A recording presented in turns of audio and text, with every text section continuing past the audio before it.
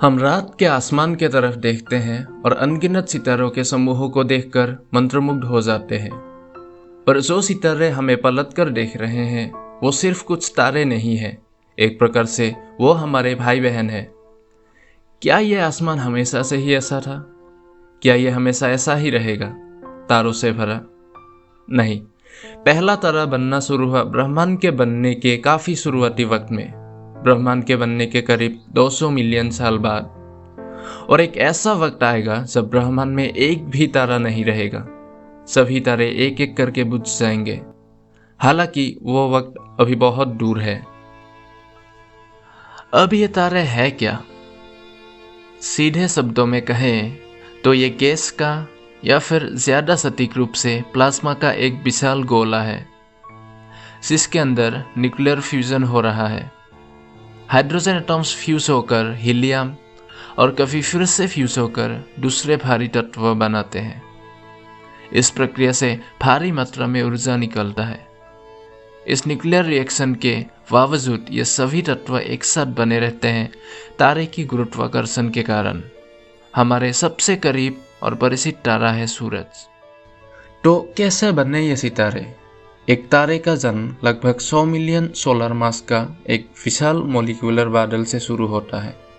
इन बादलों को अक्सर नेब्यूली कहा जाता है। यह नेब्यूली गुरुत्वाकर्षण की वजह से कोलैप्स होने लगता है। बादल का केंद्र गर्म होकर एक गर्म कोर बनाता है, जिसे हम प्रोटोस्टर कहते हैं, और आखिर में सारे स्टेप्स के बाद एक तारे का जन्म होता है। एक तारे को उसकी जिंदगी के ज्यादातर वक्त न्यूक्लियर फ्यूजन से ऊर्जा मिलती है और गुरुत्वाकर्षण इसको एक साथ बनाए रखता है। एक तारे को मैच्योर होने में लाखों साल लगते हैं और ये कुछ लाखों से लेकर अरबों सालों तक आसमान को रोशन करता है। पर हर चीज की तरह तारे का भी एक अंतिम वक्त आता है। एक तारा कैसे इवॉल्व होगा और ये कितने लंबे समय तक रहेगा डिपेंड करता है उसके आकार के ऊपर। तारे का आकार जितना ज्यादा होगा उतना ही कम होगा उसका जीवन काल। जो तारे सबसे बड़े होते हैं ये सिर्फ कुछ ही मिलियन साल बचे रहते हैं और सबसे छोटे तारे ट्रिलियंस ऑफ ईयर्स तक बचे रहते हैं। जिन तारों के आकार हमारे सूरज के सिर्फ 8% है, ये बहुत ही धीमे चमकते हैं और धीरे धीरे कुछ मिलियन सालों में ये ठंडे हो जाते हैं। छोटे तुलनात्मक रूप से ठंडे तारे, जिनको हम रेड ड्वार्फ स्टार्स भी बोलते हैं, ये मेन सीक्वेंस में 100 बिलियन से भी ज्यादा सालों तक रहते हैं, जो कि हमारे वर्तमान यूनिवर्स की उम्र से भी ज्यादा है। जो तारे 1 सोलर मास के हैं, यानी कि हमारे सूरज के आकार के हैं, ये मेन सीक्वेंस में लगभग 10 बिलियन सालों तक रहते हैं। हमारा सूर्य 4.5 बिलियन साल का है और ये इसके जीवन काल का आधा वक्त पार कर चुका है। एक तारा अपने जीवन का ज्यादातर वक्त हाइड्रोजन फ्यूजन में लगा देता है।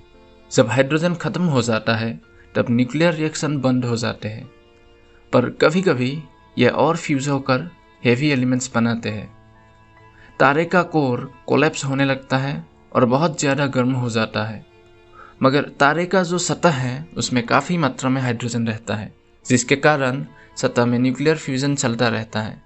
तारे का जो बाहर का लेयर है वो धीरे धीरे एक्सपांड करने लगता है और ठंडा होने लगता है। इस स्टेज को रेड जायंट बोला जाता है।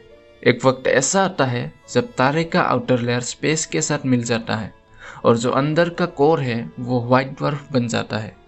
हमारे सूरज का अंत भी कुछ इसी तरह से होगा। जो तारे बहुत ही विशाल आकार के हैं, सूरज के आकार से कई गुना ज्यादा, वो करीब 100 मिलियन साल तक ही जिंदा रहते हैं।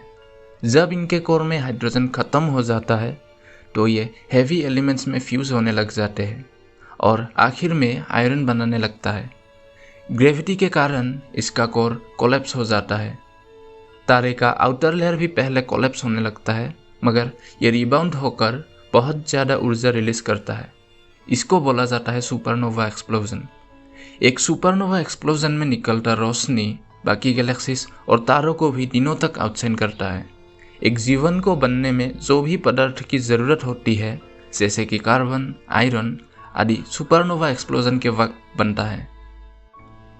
जो तारे बहुत ही ज़्यादा विशाल होते हैं, जैसे कि 50 से लेकर 100 सोलर मासेस तक, वो तारे सुपरनोवा एक्सप्लोजन के बाद न्यूट्रॉन स्टार या फिर ब्लैक होल भी बना सकता है।